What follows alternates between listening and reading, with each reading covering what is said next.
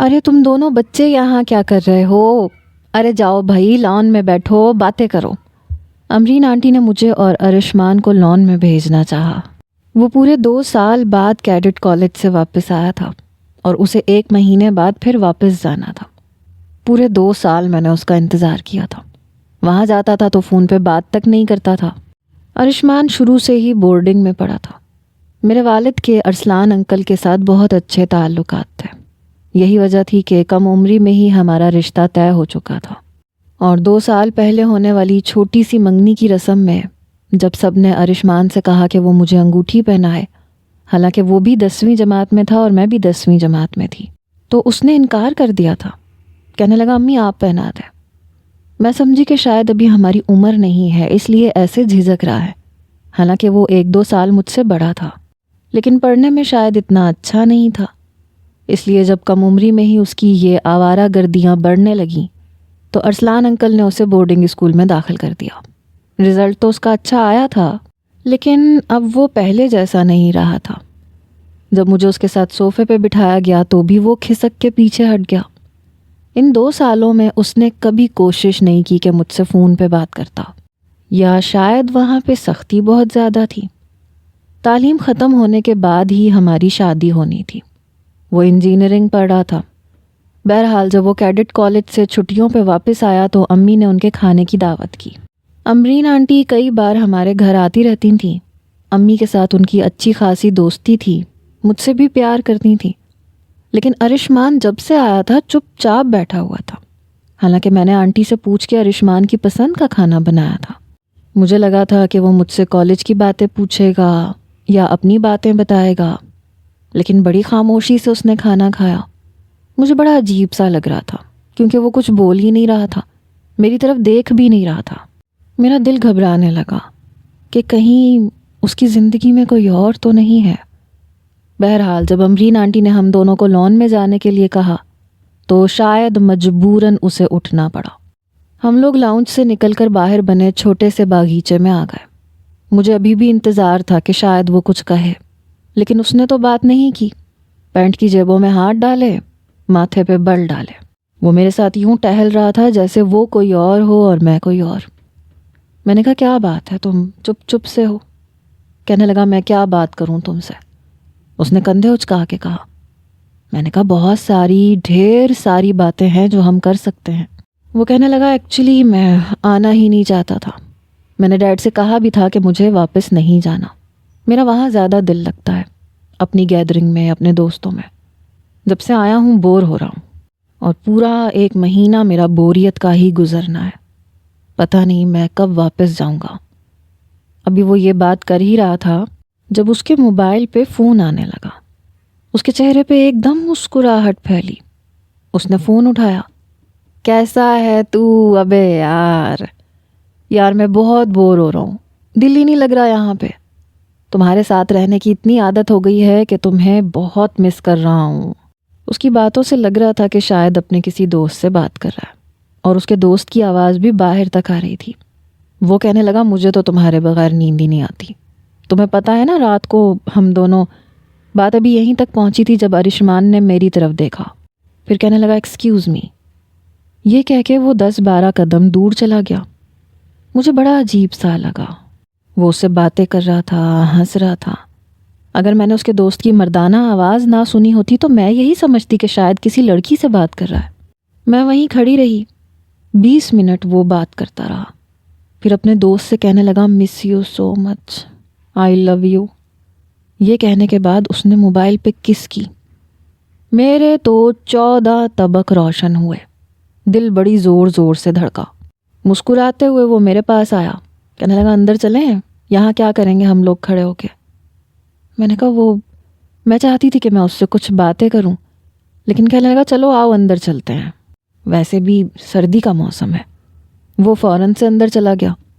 میں اندر آ گئی تو سب مل کے ہمارے نکاح کی باتیں کر رہے تھے۔ یہ سن کے ارشمان کا موڈ بڑا خراب ہوا۔ اس نے تو کافی تک نہیں پی۔ اگلے جمعے کی ڈیٹ فکس ہو چکی تھی ہمارے نکاح کی۔ جب واپسی کا وقت آیا تو اس نے میرے والدین کو خدا حافظ تک نہیں کہا، بڑی بدتمیزی سے جا کے اپنی گاڑی میں بیٹھ گیا۔ اس کا اس طرح کا رویہ مجھے پریشان کر گیا تھا۔ بہرحال میرے والدین نے نکاح کی تیاری شروع کر دی۔ مجھے لگا تھا کہ ارشمان میرے لیے نکاح کا جوڑا اپنی پسند سے خریدے گا، لیکن ایسا نہیں ہوا۔ 4 دن بعد امرین آنٹی آئیں تو وہ کافی چپ سی تھیں۔ نکاح کے جوڑے اور چیزوں کا بیگ دے کے وہ چلی گئیں، لیکن اسی شام کو ارشمان کی کال آئی۔ حالانکہ جب سے ہمارا رشتہ ہوا تھا اس نے ایک بار بھی مجھے فون نہیں کیا تھا۔ مجھے بہت حیرت ہوئی، میں نے فون اٹھایا۔ کہنے لگا ردا ایسے کرو تم نکاح سے انکار کر دو۔ یہ سن کے میرا دل دھڑکنا بھول گیا۔ مجھے وہ اچھا لگتا تھا اور پچھلے 2 سال سے ہماری منگنی ہوئی تھی۔ میں نے کہا کیوں، تم کیا کسی کو پسند کرتے ہو؟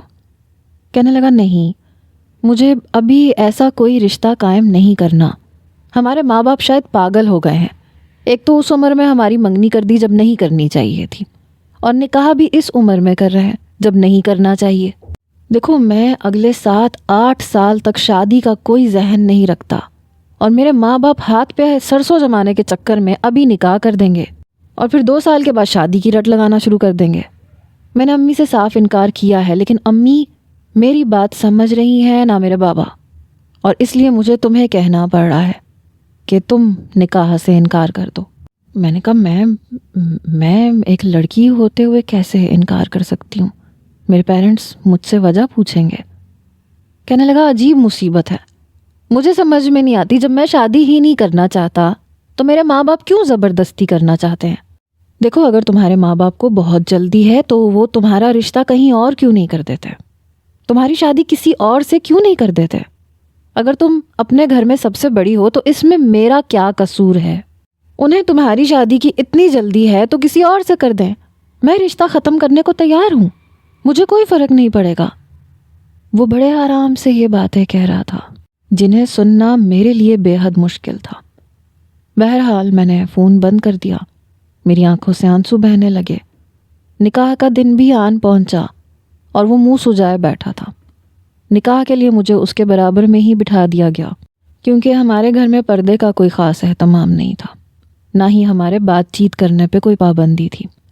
نکاح کے وقت اس کے ماتھے کے بل سیدھے نہیں ہوئے۔ مجھے بڑے غصے سے دیکھ رہا تھا، جیسے سارا قصور میرا ہو۔ ایک تو میں پہلی اسے پسند کرتی تھی، میں اس لیے انکار نہیں کر سکتی تھی، اور دوسرا میں کیوں انکار کر کے بری بنتی، اور وہ کیوں مجھ سے شادی نہیں کرنا چاہتا تھا؟ یہ میرے لیے بڑی تفتیش ناک سی بات ہو گئی تھی۔ نکاح ہوتے ہی اس نے ٹھیک سے کھانا تک نہیں کھایا۔ مہمان ابھی بیٹھے ہوئے تھے اور وہ اپنے والد سے یہ کہہ کے چلا گیا کہ میرے سر میں درد ہو رہا ہے، میں گھر جا رہا ہوں۔ اور گھر جاتے ہی اس نے مجھے کال کی۔ کہنے لگا میں نے تم سے کہا تھا نا کہ نکاح سے انکار کر دو، لیکن تم نے نہیں کیا۔ نہ مجھے شادی میں دلچسپی ہے اور نہ مجھے لڑکیوں میں دلچسپی ہے، اس لیے بیٹھی رہو اور 8 سال میرا انتظار کرنا۔ جب میرا موڈ ہوگا میں تب یاد کروں گا، کیونکہ تعلیم مکمل ہوتے ہی تو میں بیرون ملک چلا جاؤں گا، مجھے یہاں نہیں رہنا۔ اس کی یہ بات اتنی غیر متوقع سی تھی کہ میں سر پکڑ کے بیٹھ گئی۔ اگلے روز میں کالج گئی تو میں چپ سی تھی۔ جب میری دوست سارا نے مجھ سے پوچھا، کہنے لگی کیا بات ہے؟ نکاح کے بعد تو لڑکیوں کے چہرے کی رونق ختم نہیں ہوتی، باتیں ختم نہیں ہوتی، اور تم نے اتنا روکھا سوکھا سا رسپانس دیا ہے۔ میں نے کہا میں تمہیں کیا رسپانس دوں؟ تمہیں نہیں پتا میں کتنی ذہنی ٹینشن میں ہوں۔ وہ کہنے لگی کیوں، کیا ہوا ہے؟ میں نے ارشمان کی ساری باتیں اسے بتا دی۔ میری بات سن کے کہنے لگی یہ تو بڑے خطرے کی گھنٹی ہے۔ میں نے کہا تمہیں کیا لگتا ہے سارا، کیا اس کی زندگی میں کوئی اور لڑکی ہے؟ کہنے لگی مجھے یہ لڑکی نہیں لگتی، مجھے لگتا ہے اس کی زندگی میں کوئی لڑکا ہے۔ جس طرح سے تم بتا رہی ہو وہ اپنے دوست سے بات کر رہا تھا، اور کیڈٹ کالج میں لڑکے ہاسٹل میں رہتے ہیں، اور میں نے بہت کچھ سنا ہے۔ میرے چاچو کی وہاں ٹیچر سے دوستی ہے، وہ بڑے عجیب قصے سنا چکے ہیں چچی کو، اور چچی نے ہمیں بھی بتائے ہیں، جنہیں سن کے میں تو سچ مچ ڈر گئی ہوں۔ سوچو ذرا، کیوں تمہارے منکوہا کو تم میں دلچسپی نہیں ہے؟ اصولاً تو ہونی چاہیے۔ دیکھو اگر لڑکے آپس میں انوالو ہو جائیں تو لڑکیوں کو گھاس نہیں ڈالتا ہے، تمہاری پوری زندگی داؤ پہ لگ سکتی ہے۔ میں سارا کی بات سن کے اچھی خاصی ڈر گئی تھی، میں گھبرا گئی تھی۔ جو کچھ اس نے مجھے بتایا تھا مجھے لگ رہا تھا میں نے واقعی نکاح کر کے بہت بڑی غلطی کر دی، مجھے شاید نکاح نہیں کرنا چاہیے تھا۔ اگر وہ واقعی ایسا نوجوان ہوا تو میری تو زندگی واقعی برباد تھی۔ میں تو سارا کے سامنے رونے لگی۔ مجھے یوں روتا دیکھ کے وہ کہنے لگی تمہارا دماغ تو خراب نہیں ہو گیا؟ ارے ابھی رو کیوں رہی ہو؟ کچھ نہیں ہوتا۔ میں نے کہا کیسے کچھ نہیں ہوتا؟ میں کسی ایسے شخص کے ساتھ زندگی نہیں گزار سکتی، میری پوری زندگی کا سوال ہے۔ وہ کہنے لگی تو پھر کیا حل ہے؟ میں نے کہا مجھے نہیں پتا، اب اگر میں نے انکار کیا تو میری ماں میرا گلا دبا دیں گی، اور اب تو مجھے اس سے شادی نہیں کرنی، مجھے بہت ڈر لگ رہا ہے۔ وہ کہنے لگی لیکن اگر تم ثبوت کے ساتھ اسے پکڑ لو تو پھر انکار کرنا آسان ہو جائے گا۔ میں نے کہا کیسے؟ میں کیڈٹ کالج میں کیسے جا سکتی ہوں؟ وہاں تو سب لڑکے ہوتے ہیں۔ کہنے لگی کس شہر میں؟ میں نے کہا مری میں ہے۔ کہنے لگی وہاں ایک گرلز ہاسٹل بھی ہے اور گرلز کالج بھی ہے، اور میرے والد مجھے ویسے بھی آگے وہیں ڈالنا چاہتے ہیں جیسے ہی ہمارے انٹر کے پیپر ختم ہوں، اور میری بہت سی دوستیں اور کزنز اسی کالج میں پڑھتی ہیں اور وہیں اسی ہاسٹل میں رہیں گی۔ تمہارے امی ابو کو میں تیار کر لوں گی۔ میں نے کہا تو اس سے کیا ہوگا؟ تب بھی مجھے پتہ نہیں چل سکتا۔ وہ کہنے لگی باقی کا کام میں اپنے چچا سے کروا لوں گی، دیکھو تمہیں کچھ قربانی دینی پڑے گی۔ میں نے کہا قربانی؟ کیسی قربانی؟ کہنے لگی تمہارے جعلی کاغذات میں تیار کروا دوں گی، ردا تم وہ مجھ پہ چھوڑ دو، تم ایک لڑکے کی حیثیت سے کیڈٹ کالج میں داخل ہو جانا، اور بقول تمہارے تم اور تمہارا وہ منکوہا ایک ہی کلاس میں پڑھتے ہو، مطلب پڑھائی بھی ایک ساتھ، اور جس روم میں وہ رہتا ہے وہاں میں تمہیں شفٹ کروا دیتی ہوں۔ ویسے بھی وہاں پہ ایک کمرے میں 4 5 لڑکے رہتے ہیں۔ میں نے کہا میں 5 لڑکوں میں لڑکا بن کے کیسے رہ سکتی ہوں؟ مجھے سمجھ میں نہیں آ رہا، مجھے تمہاری بات سن کے کچھ ہو رہا ہے۔ وہ کہنے لگی دیکھو یہ بہت ضروری ہے، تمہاری پوری زندگی کا سوال ہے۔ اگر تو بات صرف منگنی تک ہوتی تو اتنی بڑی بات نہیں تھی، منگنی ٹوٹ جاتی ہے، لیکن شادی توڑنے کے لیے تمہیں ثبوت چاہیے۔ میری تو جان پہ بنی ہوئی تھی۔ میں نے کہا اور اگر میرا بھانڈا پھوٹ گیا تو؟ کہنے لگی نہیں پھوٹے گا، میرے چچا کے وہاں کے پرنسپل سے بہت اچھے تعلقات ہیں، اور کاغذات میں بنوا دوں گی نا تمہارے، تم ٹینشن مت لو۔ میں نے کہا تمہارے چچا وہ کہیں گے نہیں کہ جھوٹے کاغذات کیوں بنوا رہی ہو؟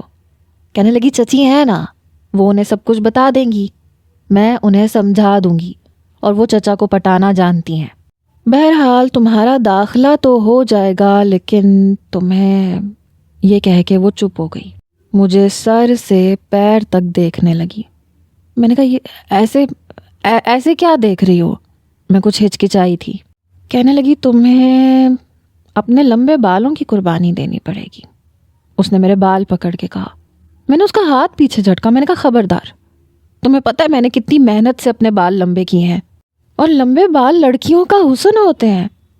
وہ کہنے لگی دیکھو اگر تم نے اپنے بال لپیٹ کے سر پہ ٹوپی رکھی تو تمہیں وہاں پہ لڑکوں کے ساتھ رہنا ہے، تو تمہارا یہ راز تو بہت جلد فاش ہو جائے گا، اس لیے بالوں کی قربانی تو تمہیں دینی پڑے گی۔ میں نے کہا تمہیں پتہ ہے کتنے سالوں میں بال لمبے ہوتے ہیں؟ وہ کہنے لگی دیکھو تم نے بس 1 مہینہ وہاں رہنا ہے، اس 1 مہینے میں تمہارے منکوہا کا راز تم پہ فاش ہو جائے گا، اور شادی کو بھی 2 سال پڑے ہیں، 2 سال میں تم اپنے بال لمبے کر سکتی ہو۔ میں سوچ میں پڑ گئی۔ کہنے لگی انکل آنٹی سے میں بات کر لوں گی اور باقی کا سارا کام میرے ذمہ، لیکن تمہارے لیے سچ جاننا بہت ضروری ہے، کیونکہ یہ تمہاری پوری زندگی کا معاملہ ہے۔ شادی کوئی 1-2 سال کی بات تھوڑی ہوتی ہے، ساری زندگی کا سوال ہوتا ہے، اور پھر تم کبھی بھی ایسے مرد کو مطمئن نہیں کر سکو گی، نہ وہ تمہارے قریب آئے گا، اور ایسے مرد کے ساتھ عورت کا گزارا بہت مشکل ہے، وہ کبھی بھی نہیں سدھرتے۔ سارا کی باتوں نے مجھے بے حد پریشان کر کے رکھ دیا تھا۔ میں فیصلہ کر چکی تھی کہ سارا کی بات مان لینی چاہیے، کم از کم بال تو واپس آ ہی جائیں گے، لیکن اگر زندگی برباد ہو گئی تو پھر زندگی کا سدھرنا مشکل ہے۔ بہرحال سب سے پہلے سارا نے میرے والدین کو اس بات پہ آمادہ کیا کہ ہم سب لڑکیاں مل کے مری کے کالج میں پڑھنا چاہتی ہیں، اور ہم وہیں ہاسٹل میں رہیں گی۔ میں نے بھی اپنے والدین سے بہت ریکویسٹ کی، وہ مان گئے۔ اس کے بعد اگلا مرحلہ تھا داخلے کا، جس کے لیے مجھے اپنے بال کٹوانے تھے۔ سارا مجھے پارلر میں لے کے گئی۔ اس نے پارلر والی سے کہا کہ میرا بوائے کٹ کر دے، تو وہ بہت حیران ہوئی۔ میرے لمبے بالوں کو دیکھ کے کہنے لگی، ارے لڑکی کیا پاگل ہو گئی ہو تم؟ اتنے سلکی اور لمبے بال ہیں تمہارے، انہیں کیوں کٹوانا چاہتی ہو؟ میں نے کہا محبت کی خاطر، شاید پہلی قربانی مجھے یہی دینی پڑے گی، آپ کاٹ دیں۔ میں نے آنکھیں بند کی، کچ کچ کی آواز پہ جیسے میرے دل پہ چھریاں چل رہی تھیں۔ بلا ناغہ روزانہ میں اپنے سر پہ تیل کی مالش کرتی تھی، کبھی کوئی ٹوٹکا کبھی کوئی ٹوٹکا۔ مجھے اپنے بالوں سے عشق تھا، جو مجھے اس کمینے ارشمان کی وجہ سے کٹوانے پڑ رہے تھے۔ میری آنکھوں سے آنسو بہہ رہے تھے۔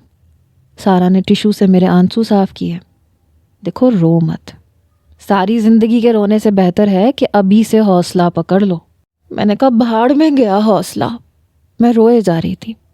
پارلر والی کہنے لگی جب اتنا ہی رونا آ رہا ہے تو کیوں کٹوائے بال؟ سارا کہنے لگی تم اپنا کام کرو۔ پھر میرے لیے جوس منگوایا، مجھے جوس پلایا۔ میں نے اپنی آنکھیں نہیں کھولی تھیں۔ وہ لڑکی بال کاٹ چکی تھی۔ کہنے لگی ایک دفعہ آپ شیشے میں دیکھ لیں یہی اسٹائل ٹھیک ہے یا نہیں۔ لیکن میرا اتنا حوصلہ ہی نہیں تھا کہ میں اپنی شکل دیکھتی۔ سارا کہنے لگی ایک بار دیکھو تو، بری نہیں لگ رہی ہو؟ میں نے کہا بکواس بند کرو، مجھے نہیں دیکھنی اپنی شکل۔ کہنے لگی اچھا چلو چھوڑو۔ پھر وہ پارلر والی سے کہنے لگی کہ اس کے آئی برو تھوڑے پینسل سے ڈارک کر دو اور تھوڑے چوڑے کر دو۔ پارلر والی سارا کی بات سن کے کچھ حیران تھی۔ آپ لوگ پاگل ہیں کیا؟ لڑکیاں اپنے آئی برو چھوٹے کرواتی ہیں اور آپ کہہ رہی ہیں کہ چوڑے کر دوں؟ یہ تو بالکل لڑکا لڑکا سی لگنے لگ جائے گی۔ سارا کہنے لگی ہاں لڑکا ہی بنانا ہے، جو کہہ رہی ہوں وہ کرو۔ اس پارلر والی نے ویسے ہی کیا، پتہ نہیں اس نے میرے منہ کے ساتھ کیا کیا کیا۔ اس کے بعد سارا کہنے لگی ردا اب آنکھیں کھول کے دیکھو۔ میں نے اپنی آہستہ آہستہ آنکھیں کھولی اور جیسے ہی شیشے میں دیکھا تو میری آنکھیں پھٹی کی پھٹی رہ گئیں۔ میں کہیں سے بھی ردا نہیں لگ رہی تھی۔ وہ میرے سر پہ الٹی ٹوپی پہنا چکی تھی، لگ رہا تھا میں کوئی لڑکا ہوں۔ کہنے لگی اب تم نے روزانہ اسی طرح اپنے آپ کو سیٹ کرنا ہے۔ دیکھو میں نے تمہارے ہونٹوں کے قریب موٹا سا تل بھی لگوا دیا ہے، یہ بھی لگا کے رکھنا، کوئی تمہیں پہچان بھی نہیں سکتا۔ میں نے کہا میں تو خود اپنے آپ کو نہیں پہچان رہی، یہ میں کیا ہو گئی؟ میں نے جیسی ٹوپی اتاری، اپنے بوائے کٹ بال دیکھے تو میرا جی چاہا دھاڑے مار مار کے رونا شروع کر دوں۔ جب میں نے پیچھے دیکھا تو میرے لمبے گھنے کمر تک آتے بال زمین پہ گرے ہوئے تھے۔ میں پھر سے رونے لگی۔ سارا مجھے وہاں سے باہر لے گئی، کہنے لگی بنا بنایا کھیل خراب مت کر دینا، دیکھو اب تم اسکارف پہنو۔ پھر اس نے مجھے ٹیشو دیا، کہنے لگی یہ سب صاف کر لو، مجھے بس یہ دیکھنا تھا کہ تمہارا لک لڑکوں جیسا لگتا ہے یا نہیں۔ میں نے اپنے آنسو صاف کیے، اپنے چہرے پہ کیا ہوا ہلکا پھلکا ٹچ اپ صاف کیا، اسکارف پہنا، اپنی پرانی شکل نظر آنے لگی۔ کہنے لگی کتنا زمین آسمان کا فرق نظر آ رہا ہے۔ میں نے کہا مجھے بڑا ڈر لگ رہا ہے، لڑکوں کے ساتھ رہنا آسان کام نہیں ہے۔ کہنے لگی کوئی مشکل نہیں ہے۔ میں نے کہا تم تو پاگل ہو، لڑکیاں جب بیٹھتی ہیں تو بے تکلفی میں جڑ کے بیٹھ جاتی ہیں، اور لڑکے تو، اور جس طرح کی باتیں ارشمان کر رہا تھا، اگر اس نے میرے ساتھ ایسے کچھ الٹا سیدھا کرنا چاہا تو؟ وہ کہنے لگی تو یہی تو ہونا چاہیے، وہ پکڑا جائے گا۔ میں نے کہا اور میں، میرا کیا ہوگا؟ اور بھی تو لڑکے ہوں گے نا وہاں پہ۔ مجھے بہت ڈر لگ رہا ہے۔ کہنے لگی اب وقت نہیں ہے ڈرنے کا، اب چلو میرے ساتھ۔ وہ مجھے گھر لے کے آ گئی۔ اگلے روز کہنے لگی جلدی چلو، تمہاری تصویریں چاہیے، تمہارے نقلی ڈاکیومنٹس بھی تو بنوانے ہیں۔ اچھا یہ بتاؤ تمہارا نام کیا رکھیں؟ میں نے کہا مجھے نہیں پتا۔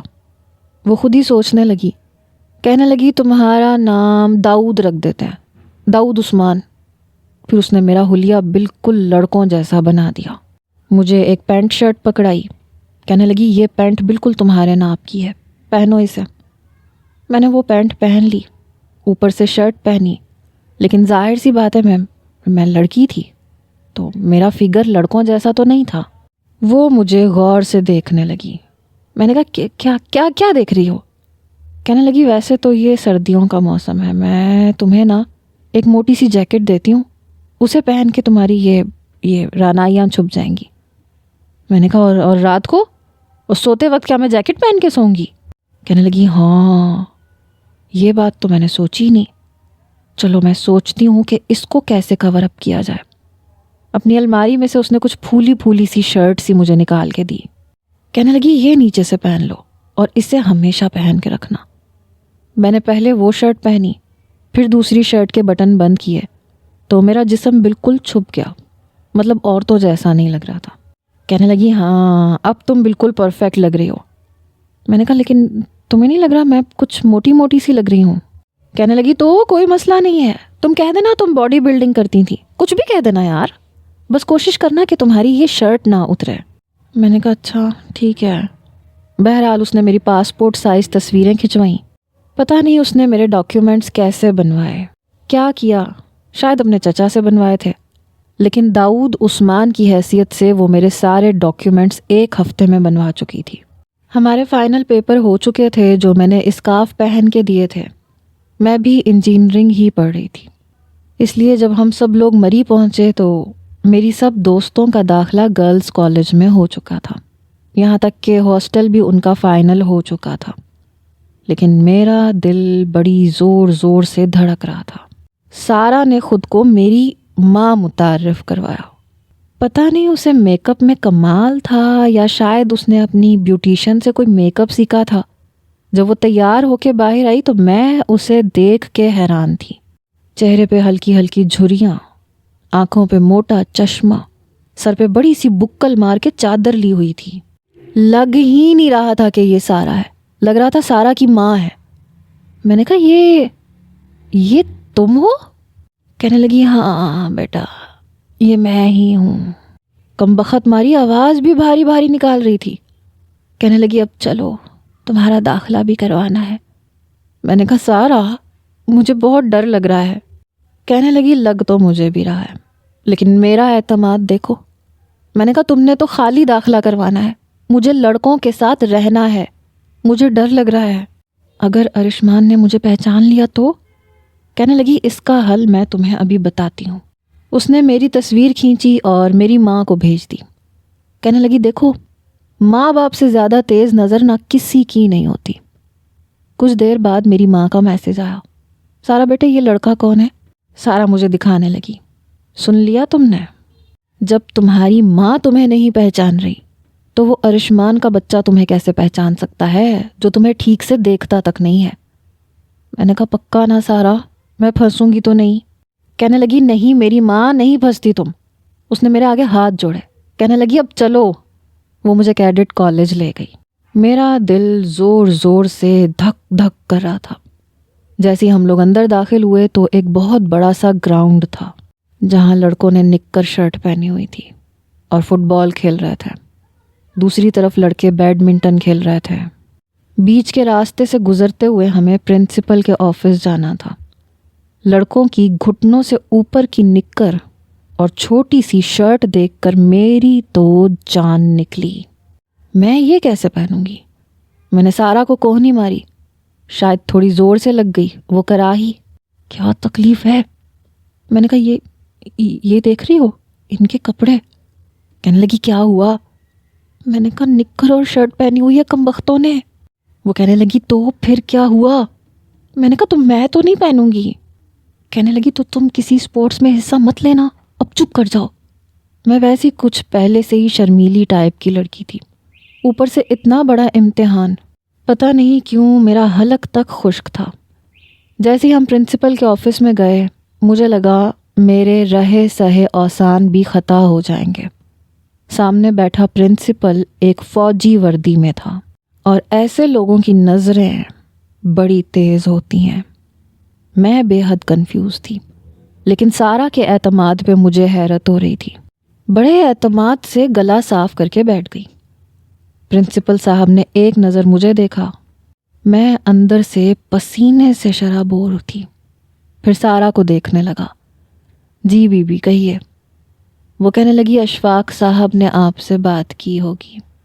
بڑے منمناتے ہوئے بول رہی تھی. وہ میرے دور کے کزن ہیں.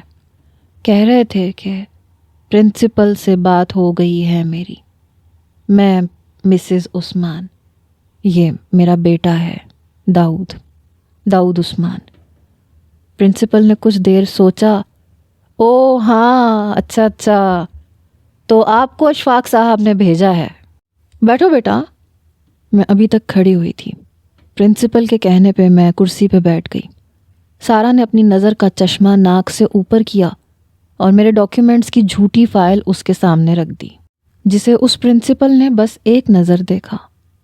اوکے ٹھیک ہے، ایک چھوٹا سا ٹیسٹ لینا ہے. میں یہ دیکھنا چاہتا ہوں کہ بچہ پڑھائی میں کیسا ہے. سارا کہنے لگی اس کی آپ فکر ہی نہ کریں، میرا بچہ پڑھائی میں بہت اچھا ہے. اس نے ایک کوسچن پیپر میرے سامنے رکھا جو مجھے اسی کے اندر حل کرنا تھا. کچھ MCQs تھے، وہ میں نے 20 منٹ میں پرچہ حل کر کے دے دیا. پرنسپل کافی حیران ہوا. اس نے وہ پیپر دیکھا، چیک کیا، پھر داخلہ فیس بتانے لگا. سارا کہنے لگی ایکچولی میرے بیٹے کے کچھ دوست آپ ہی کے کیڈٹ کالج میں پڑھتے ہیں. روم نمبر 17 میں رہائش ہے ان کی. میں چاہتی ہوں کہ میرے بیٹے کی ایڈجسٹمنٹ آپ اسی کمرے میں کروا دیں. یہ کمرہ نمبر میں نے ہی اسے بتایا تھا. میں نے امرین آنٹی کے منہ سے سنا تھا کہ ارشمان ہاسٹل کے روم نمبر 17 میں ہوتا ہے. انہوں نے ایک دوسرا رجسٹر نکالا، کھولا اور دیکھنے لگے. کہنے لگے یہ کمرہ تو فل ہے، ایسے کریں آپ دوسرا روم لے لیں. لیکن سارا کہنے لگی نہیں دیکھیں پلیز، میں نے اشفاق صاحب سے کہا تھا پہلی بار اپنے بچے کو میں اتنی دور بھیج رہی ہوں، اس لیے ذرا میرے جاننے والے لڑکے اس کے ساتھ رہیں تو یہ ذرا کمفرٹیبل رہے گا. وہ کہنے لگے اچھا ٹھیک ہے، پھر میں ایک دوسرے لڑکے کو دوسرے روم میں شفٹ کر دیتا ہوں. پھر اس نے انٹرکام بجایا. چپڑاسی اندر آیا. جی صاحب جی. کہنے لگا داؤد کو ارشمان کے گروپ میں چھوڑ دو، ان کے سبجیکٹ بھی سیم ہیں، اور انور کو ذرا میرے آفس میں بھیجو. اس کا کمرہ میں چینج کرنے لگا ہوں. ویسے بھی میں ان کے گروپ کو توڑنا ہی چاہتا تھا. پورے کالج میں ادھم مچا کے رکھی ہوئی ہے ان لوگوں نے. چپڑاسی نے جب کہا کہ آئیے داؤد میں آپ کو آپ کے کمرے تک چھوڑاؤں، سارا نے میری طرف دیکھا، اشارہ کیا کہ جاؤ تمہارا کام ہو گیا. میں بیگ اپنے ساتھ لائی تھی جس میں سارے پینٹ شرٹ اور مردانہ قسم کے کپڑے تھے، لیکن میرا دل زور زور سے دھڑک رہا تھا. میرے ہاتھ پاؤں ٹھنڈے ہو چکے تھے. سارا کہنے لگی جاؤ بیٹا، لیکن پتہ نہیں کیوں مجھے رونا آنے لگا. مجھے سچ مچ بہت ڈر لگ رہا تھا. میری آنکھوں سے آنسو بہنے لگے. وہ فوراً کھڑی ہوئی، مجھے اپنے ساتھ لگایا. نہ میرے بچے نہ، رونے کی ضرورت نہیں ہے، حوصلہ پکڑو حوصلہ. ساتھ میں مجھے چٹکیاں کاٹ رہی تھی. دیکھو تمہارے رونے سے منہ کا فیچر خراب ہوا تو میں تمہاری جان نکال لوں گی. یہ بات اس نے میرے کان میں کہی. میں نے بڑی مشکل سے اپنے آنسو ضبط کیے. پھر مجھے گھور گھور کے آنکھیں نکال کے دیکھنے لگی. پرنسپل کہنے لگا بیٹا دل لگ جائے گا تمہارا، بس ذرا ان شرارتی لڑکوں سے دور ہی رہنا. میں اس چپڑاسی کے ساتھ اپنا بیگ گھسیٹتے ہوئے چلی گئی. کافی صاف ستھرا سا روم تھا. بڑی مشکل سے اپنا اٹیچی اٹھا کے مجھے سیڑھیاں چڑھا کے پہلے فلور پہ آنا پڑا. میں کون سا کوئی لڑکا تھا جو اتنا بھاری بیگ اٹھانا میرے لیے آسان ہوتا. فرسٹ فلور تک اپنا بیگ اٹھا کے لاتے ہوئے میرا سانس سے سانس نہیں مل رہا تھا. چپڑاسی آگے آگے جا رہا تھا. روم نمبر 17 کے پاس جا کے اس نے دروازہ کھٹکھٹایا. تب تک میں اپنا سامان گھسیٹ کے روم نمبر 17 تک پہنچ گئی تھی. دروازہ ارشمان نے ہی کھولا. چپڑاسی کو دیکھ کے کہنے لگا کیا تکلیف ہے، کیوں آئے ہو؟ اس وقت وہ جینز کی پینٹ اور بنیان میں ملبوس تھا. ہاتھ میں پکڑے رومال سے پسینہ صاف کر رہا تھا. پتہ نہیں اندر سے کیا کر کے آیا تھا.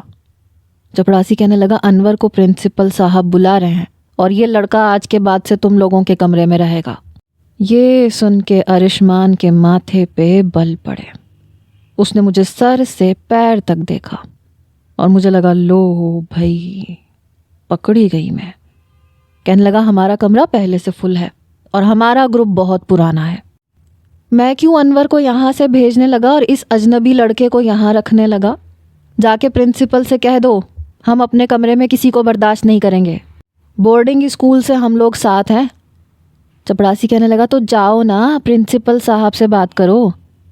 کچھ ہی دیر میں انور نامی لڑکا بھی باہر آ گیا۔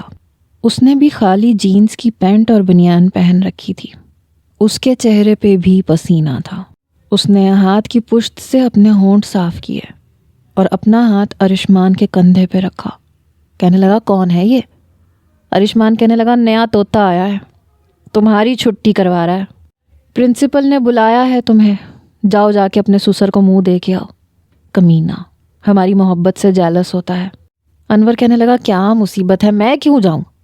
ارشمان تمہیں پتہ ہے نا میں تمہارے بغیر نہیں رہ سکتا۔ وہ کہنے لگا اسی لیے پرنسپل نے خاص طور پہ تمہارا نام لیا ہے، جاؤ جا کے کرو بات۔